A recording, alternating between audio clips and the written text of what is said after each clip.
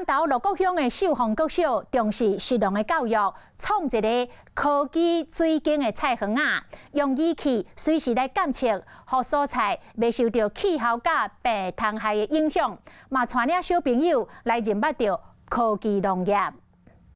鹿谷乡秀峰国小的水耕菜园运用科技化的方式来种，唔那生空间嘛未受到天气的限制，让学生拢感觉真新奇。我们以前把菜种在外面，那些